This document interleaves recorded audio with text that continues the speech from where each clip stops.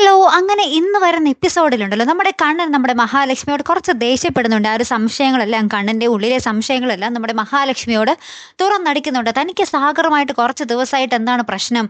താൻ സാഗറിനെ കുറച്ച് ദിവസമായിട്ട് ഒഴിവാക്കുന്നുണ്ടല്ലോ. സാഗറിന്റെ കയ്യിൽ നിന്നും എന്തെങ്കിലും തെറ്റ് സംഭവിച്ചോ? അല്ലെങ്കിൽ തന്റെ കയ്യിൽ നിന്നുമാണോ?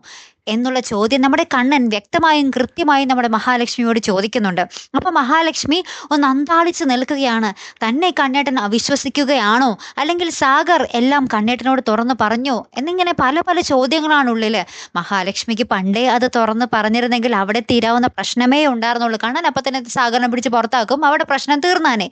ഇപ്പോൾ ദാ അത് വളർന്ന് വളർന്ന് വളർന്ന് മേഘനാഥനാണെങ്കിൽ അതിന് വെള്ളവും വളവും ഒക്കെ ഇട്ട് വളർത്തി ഇങ്ങനെ വലിയ ഒരു മറുകഥയായിട്ട് നമ്മുടെ മഹാലക്ഷ്മിക്കെതിരെ പ്രയോഗിച്ചിരിക്കുകയാണല്ലേ. അപ്പൊ ഇനി എങ്ങനെ നമ്മുടെ കണ്ണന്റെ സംശയങ്ങളിൽ നിന്ന് നമ്മുടെ മഹാലക്ഷ്മി തിരികെ വരും എന്നുള്ളൊരു കാര്യം തന്നെയാണ് നമുക്ക് അറിയേണ്ടത്. ചിലപ്പോൾ നമ്മുടെ മഹാലക്ഷ്മി നമ്മുടെ കണ്ണേട്ടൻ നമ്മുടെ മഹാലക്ഷ്മിയെ അവിശ്വസിച്ചു എന്ന് ഉള്ളത് നമ്മുടെ മഹാലക്ഷ്മിക്ക് അത്രയും താങ്ങാൻ പറ്റാത്തൊരു സംഭവങ്ങൾ തന്നെയാണ് അല്ലെ. ചിലപ്പോൾ നമ്മുടെ മഹാലക്ഷ്മി അതിൽ നിന്ന് പടിയിറങ്ങാനും മതി.